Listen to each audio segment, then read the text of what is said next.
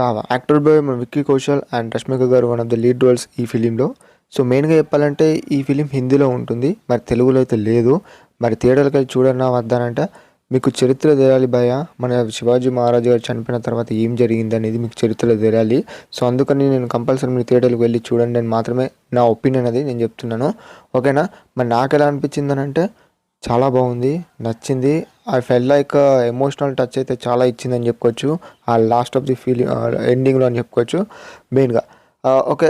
స్టోరీలో అయితే ఎలా ఉంటుందని చెప్పుకోవాలంటే ఫస్ట్ ఆఫ్ ఆల్ మన శివాజీ మహారాజు చనిపోయిన తర్వాత తన కొడుకు చేసిన సంభాజీ మహారాజు గారు ఏం చేశారు అనేది మీరు ఫిలింలో ఎంటైర్గా చూస్తారు. అంతే, అంతకుమించి ఏది కూడా నేను రివీల్ చేయదలుచుకోలేను. మెయిన్గా చెప్పుకోవాలంటే మెయిన్గా ఆ మొఘల్స్ని ముప్పు తిప్పలు పెట్టిన మన సంభాజీ మహారాజు గారు సో ఏం చేశారు అనేది మీరు చూస్తారని చెప్పుకోవచ్చు.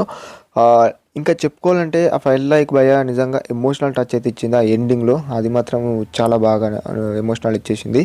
సో మీరు నిజం చెప్పాలంటే నాకైతే ఒక పాయింట్లో చెప్పాలంటే మూవీ అనేది ఫస్ట్ హాఫ్ కంటే సెకండ్ హాఫ్లో ఎక్కువ అంటే ఎక్కువ లైక్ ఫైట్ సీన్స్ ఒక కంటిన్యూ వేరియేషన్లో అయితే వస్తూ ఉంటాయి. అవి మాత్రం చాలా అంటే చాలా బాగా నన్ను కనెక్ట్ చేసింది ఫిలింని, ఎటు కన్ను తిప్పకుండా అని ఇంకా చెప్పుకోవాలంటే ఆ చైల్డ్హుడ్ సీన్స్ గురించి చూసుకుంటే అంటే లైక్ మన సంభాజీ గారు పెరిగిన లైక్ ఎవరు ఉండకపోవడము, ఒంటరిగా పెరగడము, అది తనకు తన సీన్స్ అవి బాగా అనిపిస్తాయి. అండ్ తనకు కూడా అది ఒక్కొక్కసారి రిమెంబర్ అవుతూ ఉంటుంది. సో అది ఆ సీన్స్ చూసుకున్నట్టయితే కొంచెం కనెక్ట్ అయిన ఆ సీన్స్కి కూడా. ఇలా చెప్పుకుంటే కొన్ని అక్కడక్కడ నచ్చినాయి అని చెప్పుకోవచ్చు మెయిన్గా చెప్పుకోవాలంటే.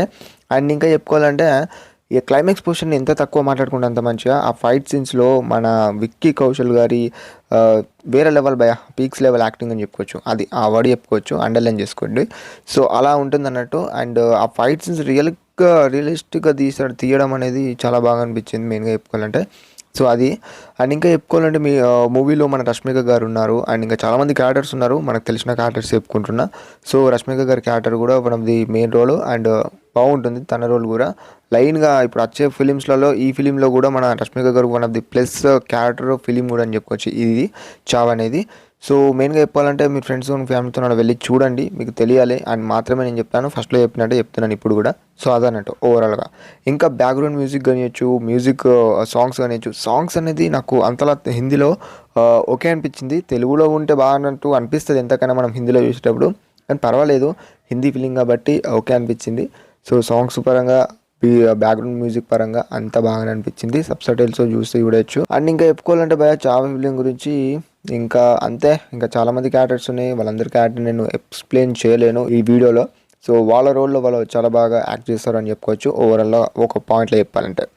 ఇంకా మూవీ గురించి ఎక్కువ కూడా నేను చెప్పదలుచుకోలేను. Just go on the theatres and watch it అని చెప్తాను ఎవరెవరు చూడలేరో. అండ్ ఈ రివ్యూ కనుక చూస్తున్న వాళ్ళకైతే నేను చెప్తాను. అండ్ ఇదన్నట్టు చావా మూవీ నా రివ్యూ కనుక మీకు కనెక్ట్ అయినట్టయితే ప్లీజ్ భయ మన ఛానల్ని సబ్స్క్రైబ్ చేసుకోండి. మంచి మంచి రివ్యూస్ కానివ్వచ్చు, మూవీస్ రివ్యూస్ అలా వస్తూ ఉంటాయి. అండ్ లైలా మూవీ రివ్యూ కూడా ఉంది మన ఛానల్లో, వెళ్ళి చూస్తుంటే చూడండి. And that's it about the video and thanks for watching guys.